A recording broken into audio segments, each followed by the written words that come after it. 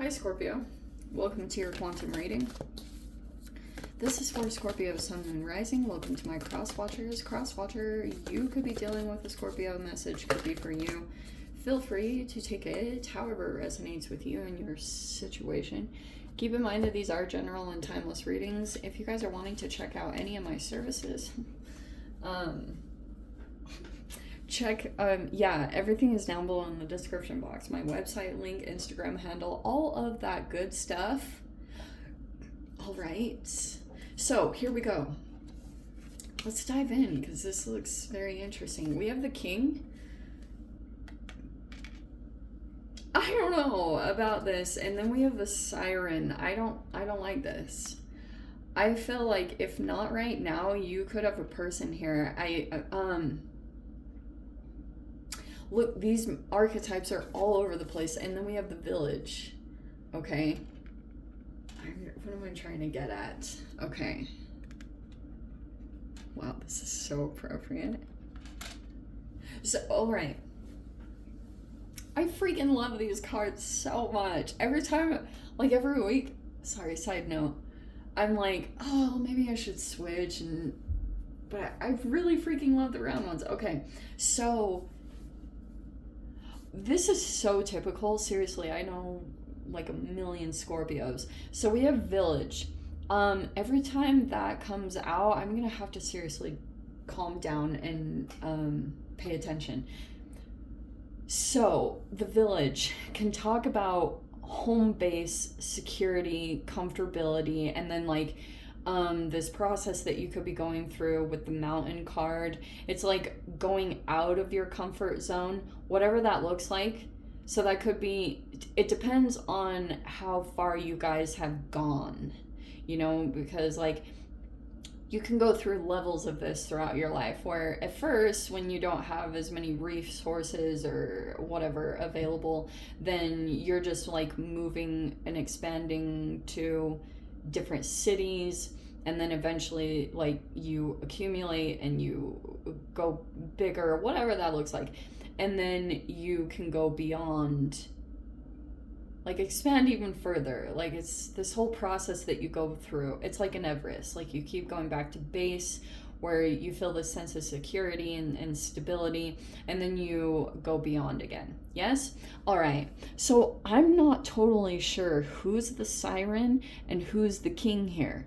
And this could even be like a trippy process of, there could be some kind of masculine energy. They either, and I'm just going to say this, I love you, Scorps, I don't know. So I'm just going to point out the cards, don't shoot the messenger. Either this person thinks that you are some kind of tempting thing that will devour this person, or vice versa. You could be feeling like you've got a King energy and they're like dangling a carrot.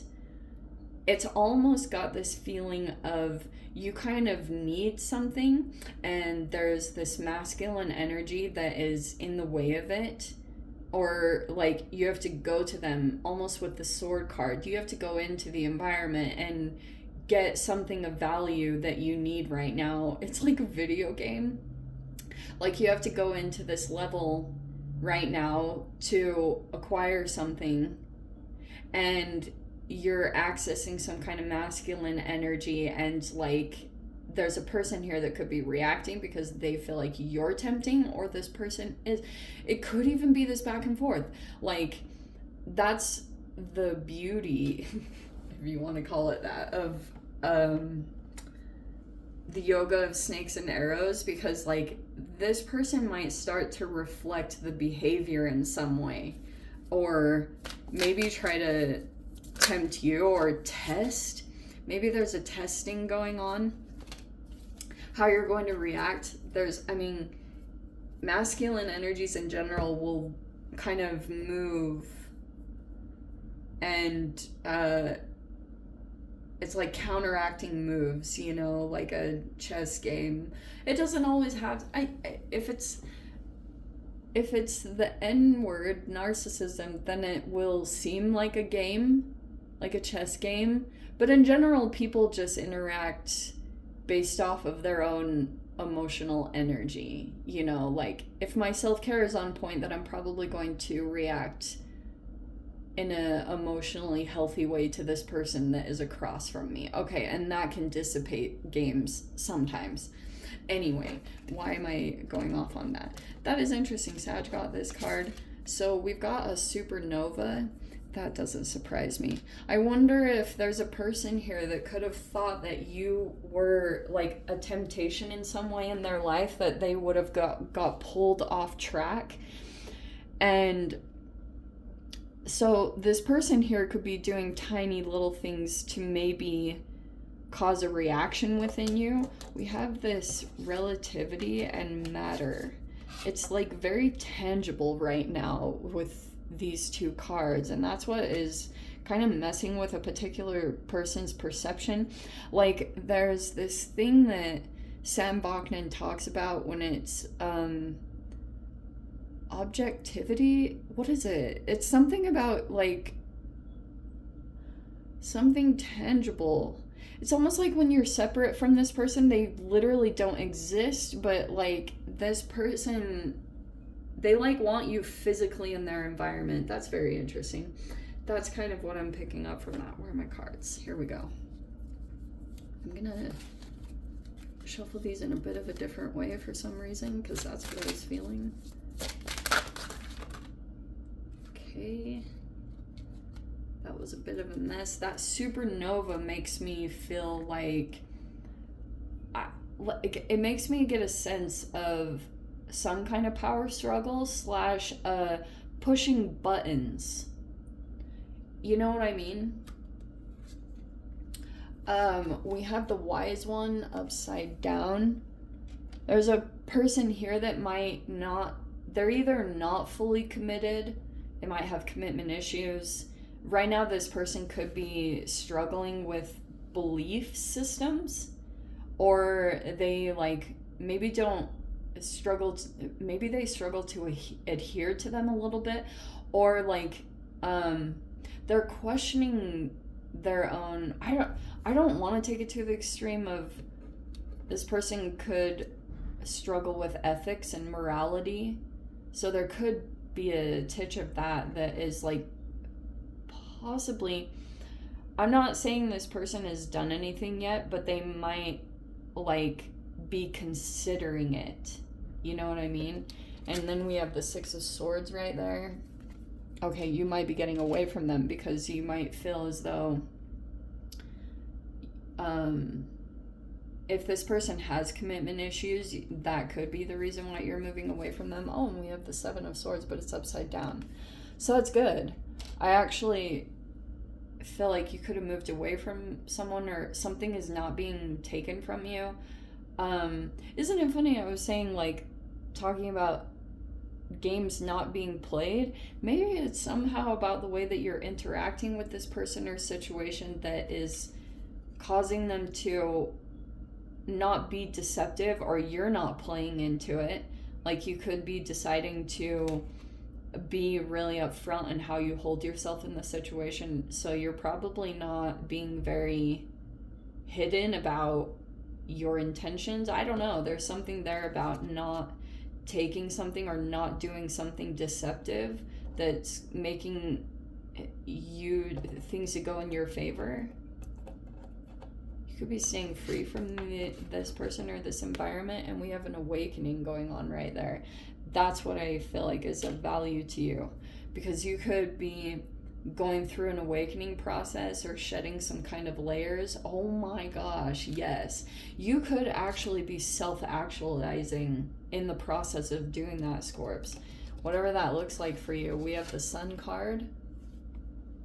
That's like this higher vibration, illumination, positivity that you're moving into. We have the Two of Swords reverse also. Look at all these swords cards. And we have the Five of Wands. Yeah, you could be getting away from conflict. Wow. Okay. We have the Eight of Pentacles. It's in the reverse. See what I said about getting sidetracked? And then the Strength card in reverse. Wow, that's very...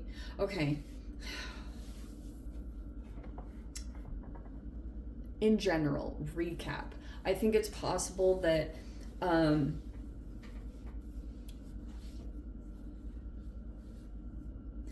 there's this moment that is building, okay?